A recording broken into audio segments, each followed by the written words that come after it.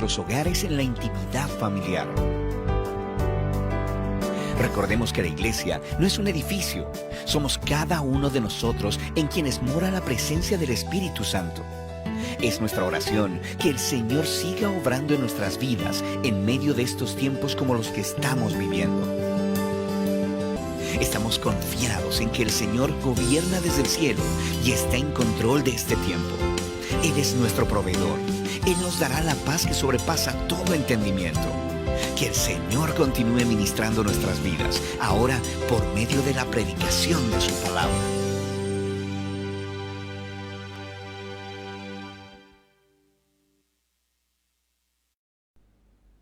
Bien, de nuevo, muy buenas noches. Les saludamos de nuevo cariñosamente a todas las personas que nos están escuchando en esta hora. Ha sido una gran bendición en este tiempo conocer a la luz de la palabra de Dios partes de su carácter, atributos del Dios que nosotros invocamos, del Dios que conocemos. Ha sido mucha bendición ir conociendo aspectos de su carácter que nos permiten poner una confianza realmente en Dios. Las semanas anteriores, para poder recordarles a los que son más nuevitos y están conectados a esta hora, hablamos un poco de la soberanía, cómo Dios era un Dios que gobierna y controla absolutamente todas las cosas. Y esa soberanía que gobierna en la enfermedad es la misma soberanía que sostiene la pérdida, es la misma soberanía que sostiene las vidas, la misma soberanía que da vida o la misma soberanía que quita la vida, es exactamente la misma que venció la muerte y que lleva a los creyentes a la presencia de Cristo en el cielo. Por supuesto que no es dulce ni agradable pensar, ni para usted ni para mí, que los que tienen la última palabra en nuestra vida son el diablo, la enfermedad, el sabotaje, el destino o el azar, ¿cierto? Esas no son buenas noticias, no son noticias dulces, no son noticias agradables. Pero el hecho de que Dios reina sobre todas las cosas sí es una buena noticia, porque aún en medio de esta enfermedad, de esta pandemia, lo que usted esté pasando, es agradable pensar que es Dios quien tiene la última palabra. La última palabra no la tiene el diablo, la última palabra no la tiene la enfermedad, la última palabra no la tiene el azar, la última palabra ni siquiera la tiene cualquier conspiración humana, la última palabra la tiene solamente Dios.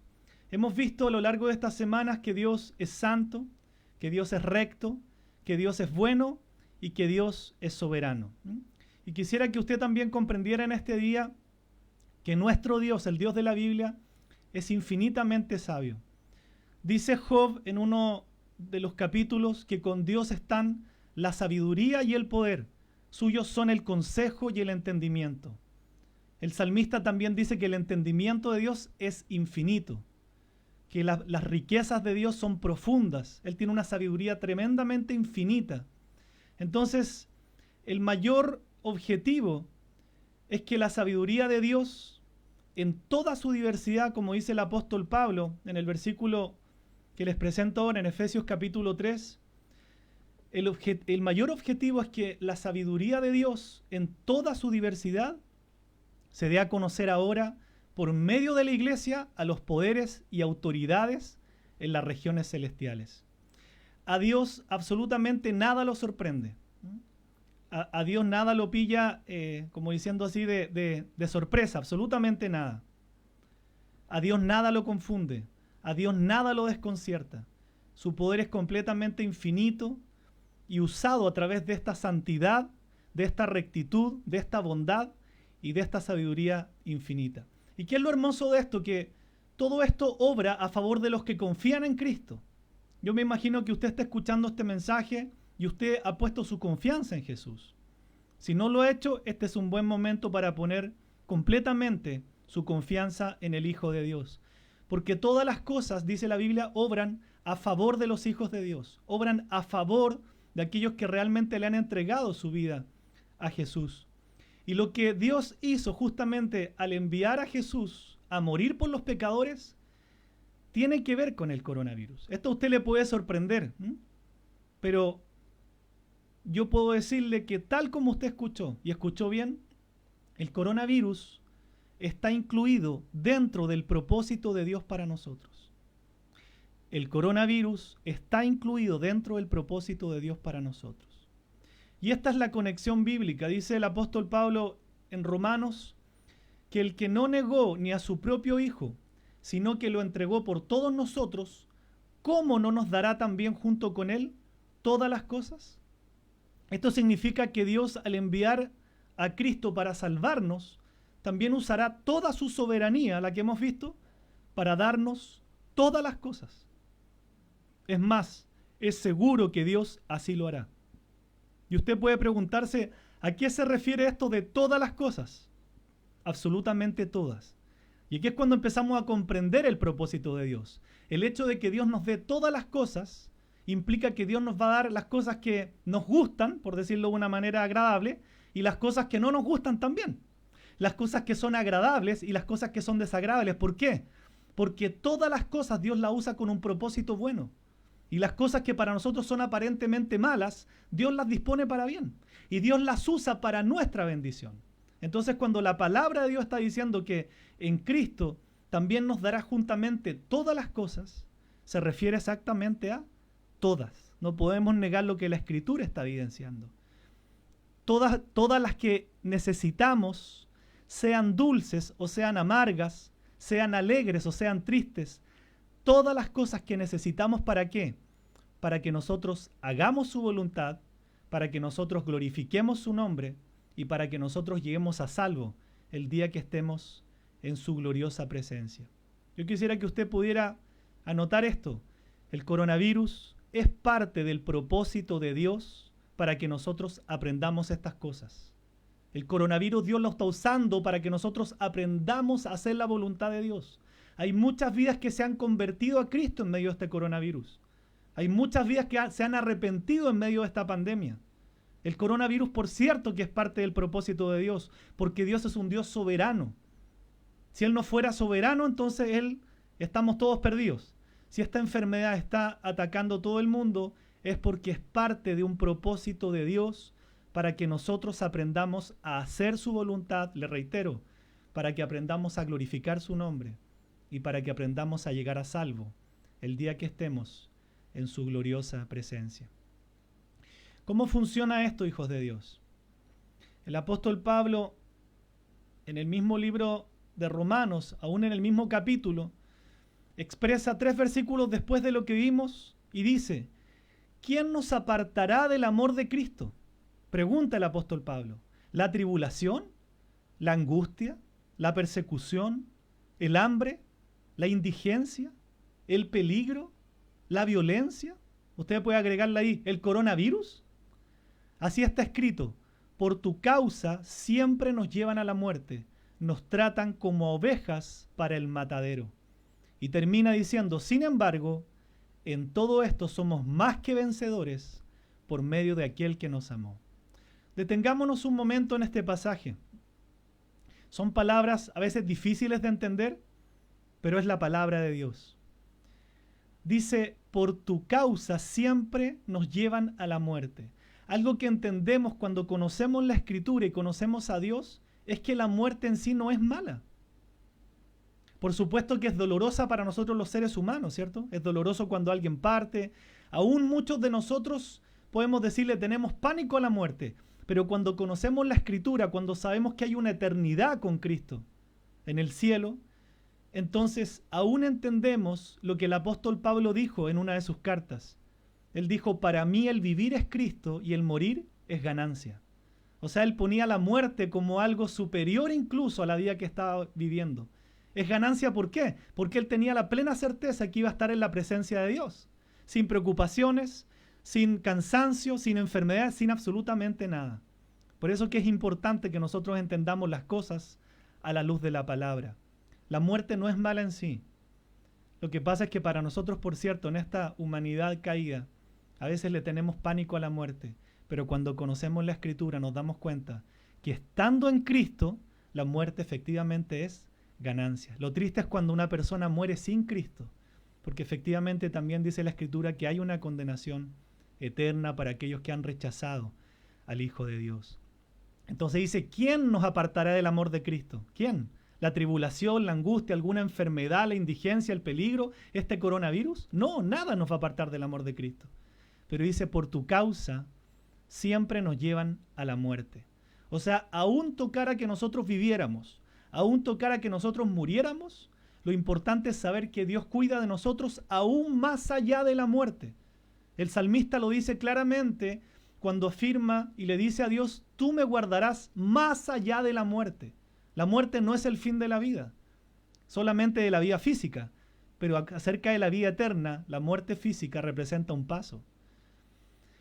Unos versículos más adelante, y pienso que ustedes conocen ese pasaje cuando el apóstol Pablo después dice, a causa de esto mismo, estoy convencido, dice, de que ni la muerte, ni la vida, ni ángeles, ni principados, ni potestades, ni lo presente, ni lo porvenir, ni lo alto, ni lo profundo, ni ninguna otra cosa creada nos podrán separar del amor de Dios que es en Cristo Jesús. Cuando estamos en Cristo, hijos de Dios, la muerte no tiene el poder para separarnos del Señor. Por eso es tan importante lo que el apóstol Pablo decía. Y ahora mucho más entendible. Para mí el vivir es Cristo y el morir es ganancia. No es que nos queramos morir, pero él entendía que si Dios lo llamaba a su presencia, para él iba a ser mucho, mucho mejor. Quisiera ir un poquito más allá. Mucho se habla en este tiempo y yo pienso que usted ha escuchado variadas noticias respecto de lo que estamos viviendo. Que esto es un plan del ser humano, que esto lo generaron en laboratorios, que esto es una agenda satánica, que está detrás de todo esto el anticristo, que hay una agenda para controlar a toda la población del mundo también a través de vacunas y muchas cosas. Yo quiero decirle que eso puede ser, yo no lo pongo en discusión. Puede ser cierto. Lo que sí quiero decirle a la luz de la Biblia es que aún todo eso fuera cierto, el diablo ni el ser humano no tienen la palabra final. Aun cuando el diablo tuviera participación en todo lo que estamos viviendo, aun cuando el ser humano más perverso hubiera creado un virus para matar a la población, los seres humanos y el mismo diablo no tienen la última palabra. Aún el diablo tuviera participación directa en nuestro sufrimiento y en nuestra muerte, el diablo puede actuar solamente dentro de los límites que Dios le ha impuesto. El diablo no puede herirnos ni tocarnos sin el permiso de Dios. Varios de ustedes han leído Job. Y en el libro de Job es claro cuando dice que el diablo, para herir a Job, tuvo que pedirle permiso a Dios. Es Dios quien le fija los límites al diablo. ¿Por qué? Porque Dios siempre tiene la última palabra. Entonces, hijos de Dios, es muy correcto que nosotros en este tiempo le digamos al diablo, a la enfermedad, a los seres humanos, a quien sea, a quien haya inventado esto. Si alguien inventó esto, eso lo permitió Dios. Si alguien creó esta maquinación para que la gente se muriera, Dios lo permitió y Dios tiene un propósito. Entonces es muy correcto que nosotros ocupemos las mismas palabras de José en Génesis 50.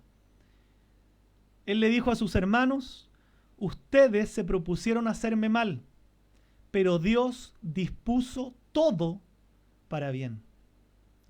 Fíjese bien lo que dice el versículo. No dice que Dios usó esto para bien. Dice que Dios dispuso todo para bien. Eso es muy distinto. No es que Dios metió la mano a mitad de camino y dijo, bueno, están haciéndole daño a José, yo voy a meter la mano para revertir esto para bien. No. Dice que Dios dispuso esto para bien. Los hermanos tenían un propósito malvado, pero Dios ya tenía un propósito bueno de antemano.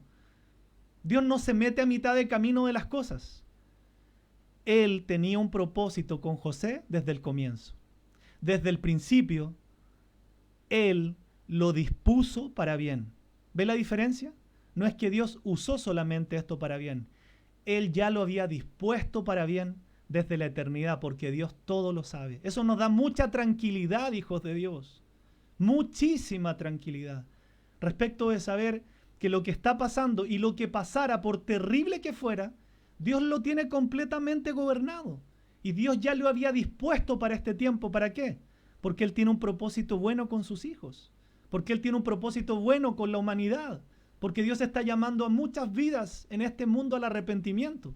Y lamentablemente a veces lo tiene que hacer a través del sufrimiento. lo tiene que hacer a través de cosas difíciles. Porque muchas veces los seres humanos consideran a Dios y acuden a Dios, ¿cuándo? Cuando lo están pasando mal y cuando experimentan sufrimientos. Hijos de Dios, en Cristo tenemos todo el derecho de decirle a Satanás o a la gente malvada o quien sea que esté haciendo daño en este tiempo en el mundo, las mismas palabras que usted tiene en la pantalla. Ustedes se propusieron hacerme mal, no me importa. Dios dispuso esto para bien. Quiero ser bien enfático y reiterarle, porque es algo que está en la Biblia, es una doctrina bíblica. Ni Satanás, ni la enfermedad, ni el coronavirus, ni un plan diabólico, ni el plan más perverso de un ser humano son soberanos. Nadie, absolutamente nadie tiene la palabra final. Solamente Dios es soberano y solamente Dios tiene la palabra final. ¿Por qué le digo esto? Porque eso nos da tranquilidad respecto de Dios. De saber que a Dios no se le ha escapado el control de lo que está pasando ni de lo que va a suceder. Ya Dios todo lo sabe, ya Dios todo lo conoce. Pero para mí es muy tranquilizante saber que Dios ya había dispuesto todo esto para bien de los que le aman. Recuerde, solo Dios es soberano y Él es bueno e infinitamente sabio.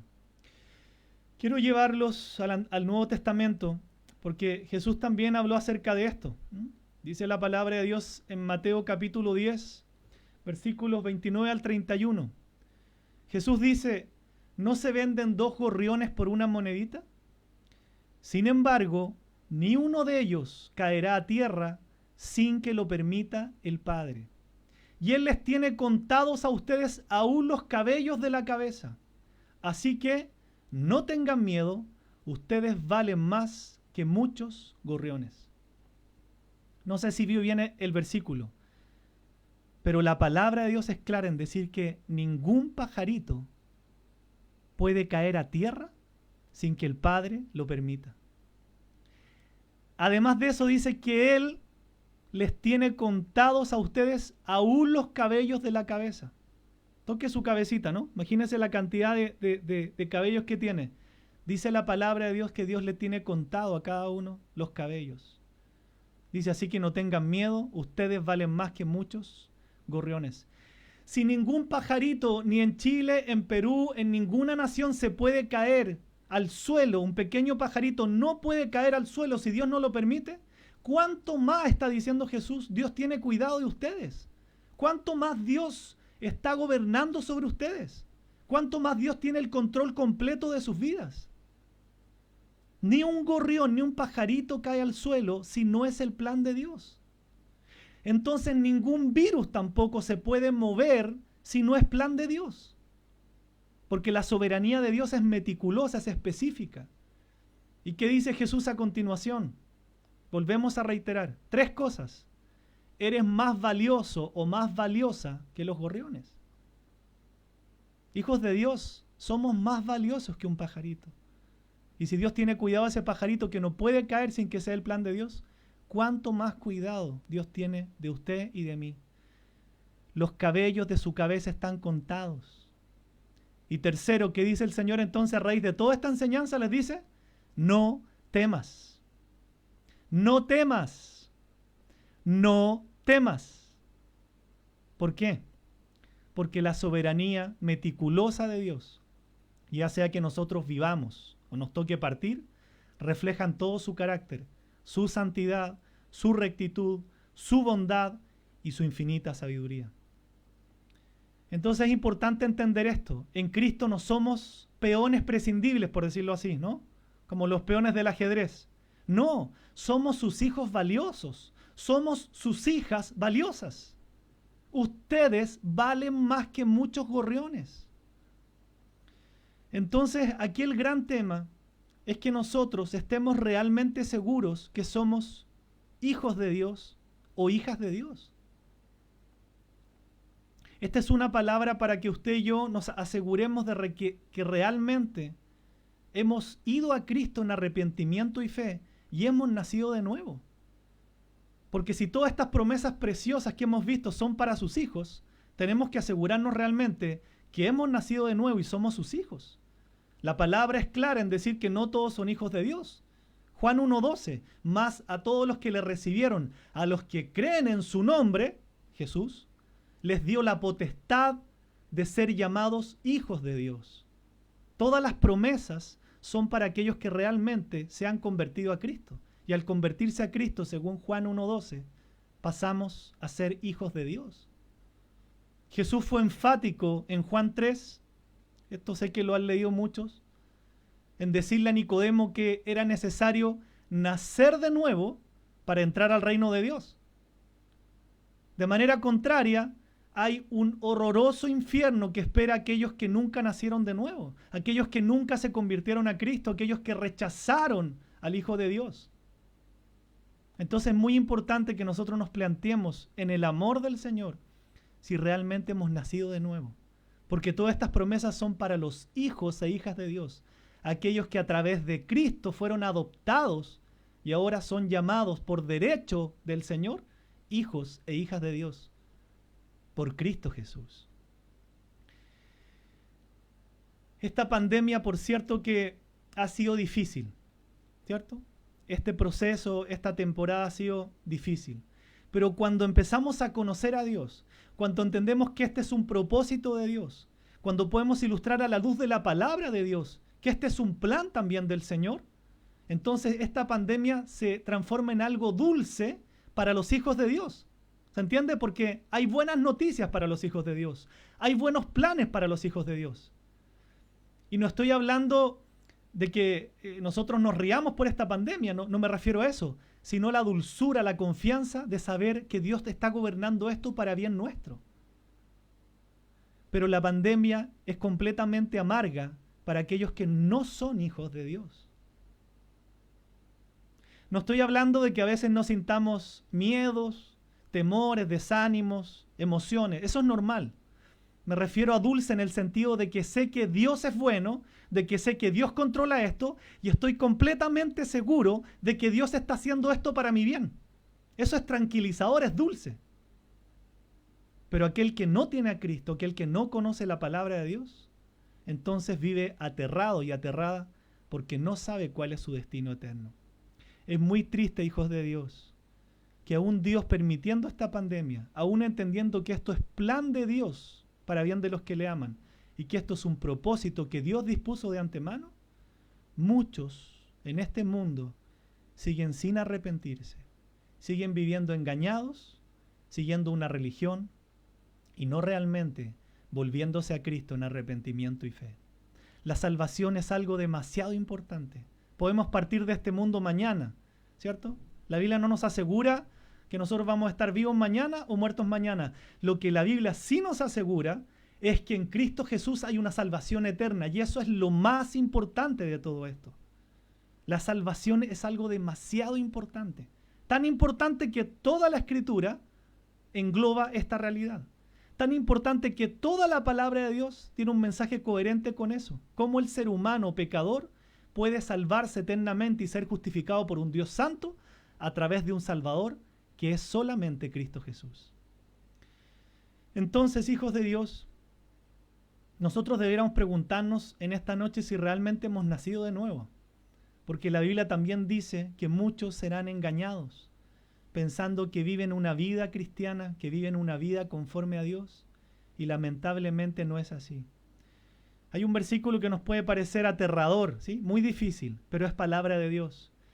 Y la Biblia dice que muchos en aquel día dirán que conocían al Señor. Muchos en aquel día le dirán, Señor, Señor, nosotros hicimos tu obra, hicimos estas cosas. Y recibirán del Señor las palabras tan enfáticas que Jesús les dirá porque ellos no se habían convertido a Él. Y Jesús les dirá, dice la Biblia, apártense de mí, porque ustedes son hacedores de maldad. Todo lo que hemos hablado, todas estas promesas, toda esta belleza, no lo olvide, están reservadas para los hijos de Dios. Entonces debemos asegurarnos completamente de que estamos realmente en la fe. Esta misma pregunta la hizo el apóstol Pablo en la segunda carta a los Corintios. Exactamente por la misma realidad. que nosotros podemos vivir hoy día, de mucha gente que piensa que está en Cristo, que piensa que se ha convertido a Cristo, y no es así. Y el apóstol les pregunta en el capítulo 3, en el versículo 5, y les hace este desafío, y les dice: examínense para saber si su fe es genuina. Pruébense a sí mismos. Sin duda saben que Jesucristo está entre ustedes. De no ser así, ustedes han reprobado el examen de la fe genuina. ¿Qué entendemos por esta palabra? Que hay una fe que es genuina y una fe que no es genuina. Y esa fe que no es genuina, dice este pasaje, que lamentablemente es reprobada. Por el contrario, la fe genuina, la fe que realmente trae salvación a través de Cristo, es una fe que va a ser probada en este tiempo. Es una fe que se evidencia en la vida de un hijo de Dios o de una hija de Dios.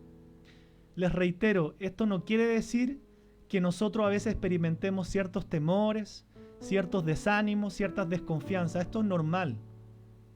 Pero si usted no sabe lo que ocurre después de la muerte, va a vivir siempre aterrado o aterrada. Y no sabemos lo que viene mañana, ¿no? No solamente hablo en Chile, en Perú, en Argentina, en el Cono Sur, en el mundo. No sabemos lo que viene. Por tanto, el llamado de Dios, como lo dice su palabra, es que todo ser humano se arrepienta. Este es el día para que nos examinemos realmente si estamos en la fe. Dice el apóstol Pablo: examínense para saber si su fe es genuina.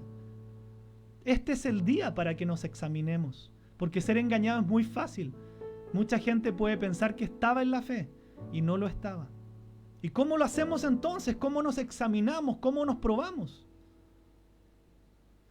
Hay evidencias bíblicas de aquellos que realmente se han convertido al Señor. Y esas evidencias también las podemos tomar de una de las cartas del Nuevo Testamento.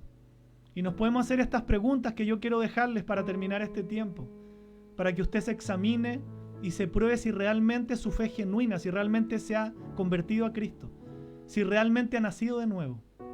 Tenemos muchas evidencias en la Biblia para que nos examinemos y nos probemos, pero yo quiero dejarle estas preguntas antes de terminar. ¿Ama usted realmente a Dios con todo su corazón? ¿Es Dios realmente lo primero y lo más importante en su vida? ¿Ha dejado usted la vida antigua, la vida de pecado, y vive en constante arrepentimiento? ¿Es Cristo realmente el Señor de su vida?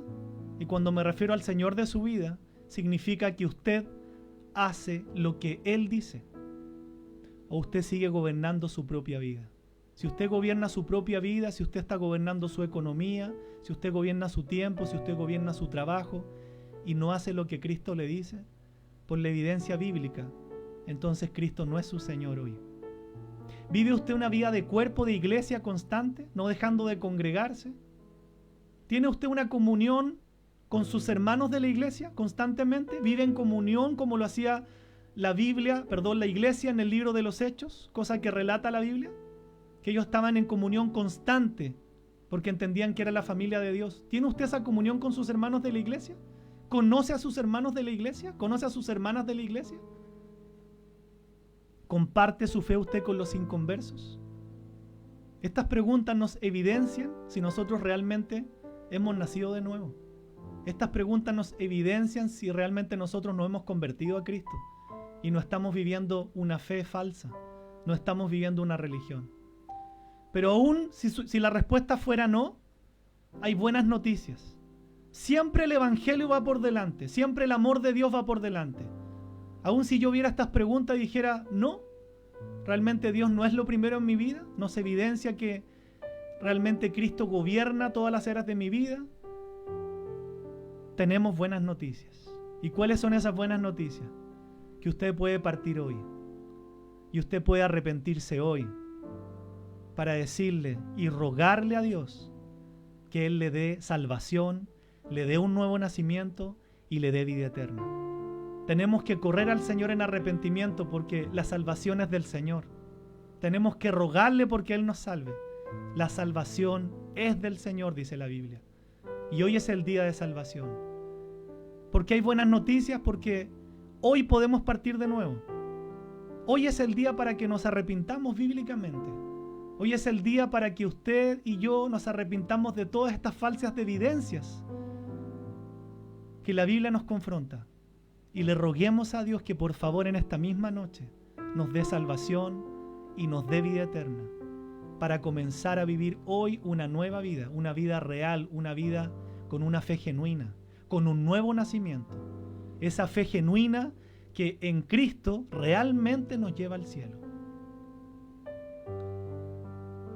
Hijos de Dios, no olviden que Dios siempre tiene la última palabra. Él cuida de nosotros.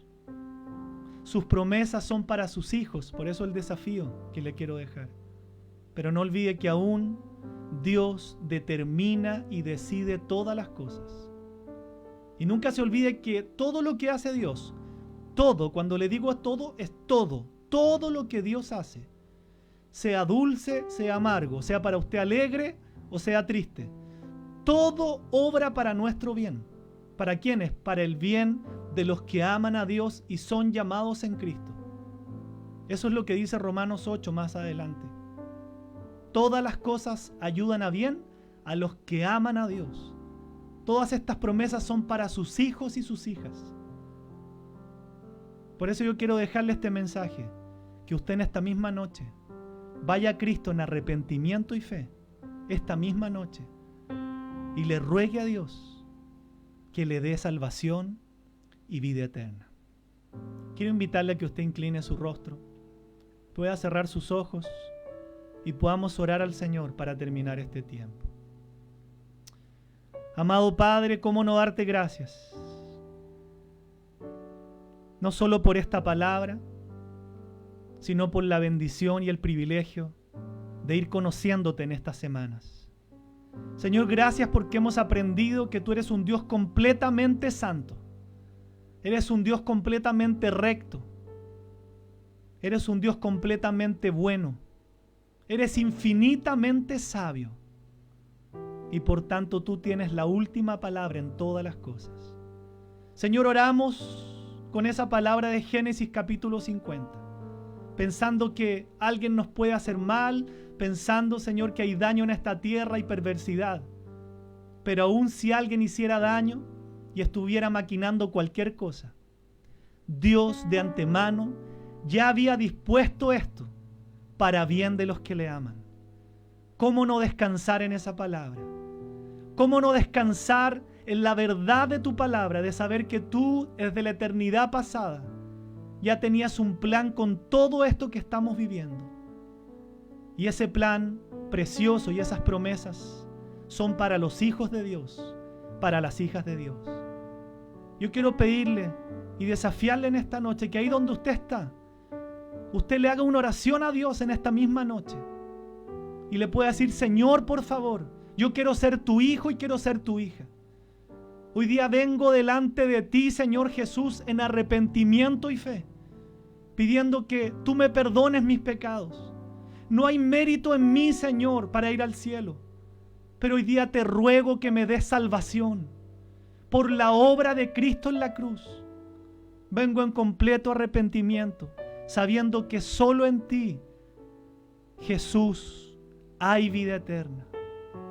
Señor, yo te pido por las personas que están escuchando hasta ahora este mensaje, que puedan correr a ti, Señor, y rogarte que tú les des salvación, que tú les des la vida eterna que realmente necesitan. Que ninguno de los que está escuchando este mensaje sea engañado o engañada de pensar que es un hijo o una hija de Dios, cuando a veces las evidencias de tu palabra nos muestran lo contrario. Hay buenas noticias, podemos correr a ti esta noche y decirte: Señor, necesito esa vida eterna.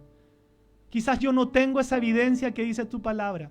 No soy perfecto, pero tampoco hay evidencias de que realmente tú estás gobernando mi vida, de que tú eres lo más importante para mí, de que tú eres mi Señor, que eres mi Salvador. Pero yo te ruego que me des vida eterna en esta noche. Por favor, te lo pido, te lo ruego.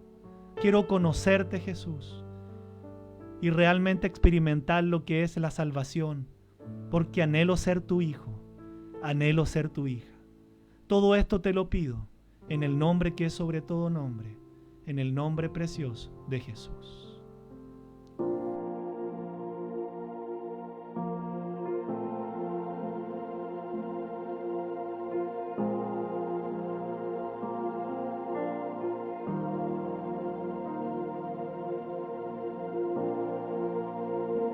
Si me caigo, si resbalo, estás conmigo.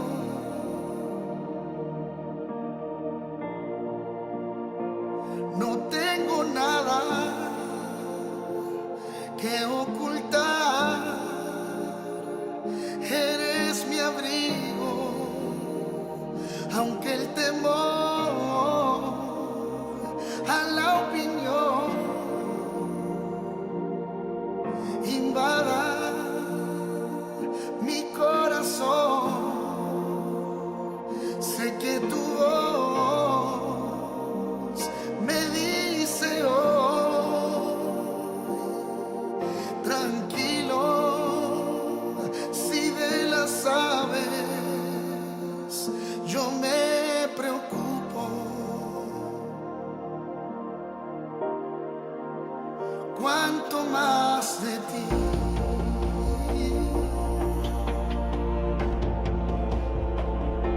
cuánto más de ti.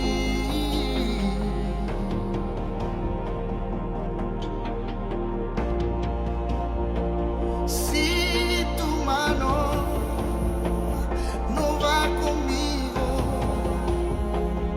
yo no me muevo.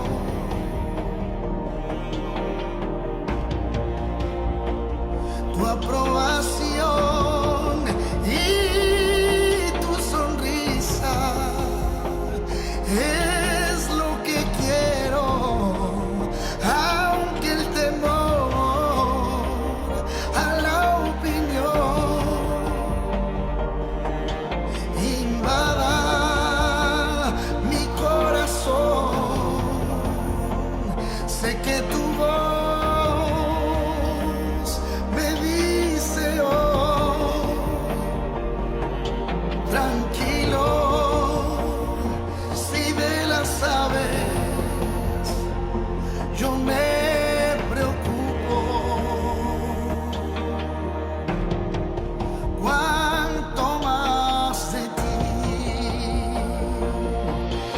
iré delante de ti, mis sueños yo te di. No te detengas, no te detengas, de colores te vestí. No prevalecerá el temor dentro de ti. Si de las aves yo me preocupo, cuánto más iré delante de ti. Mis sueños yo te di.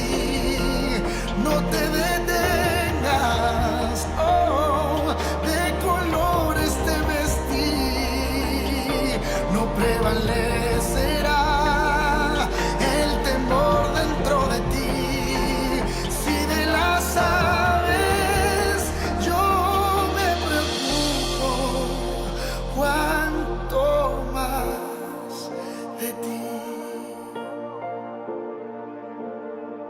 No tengas temor.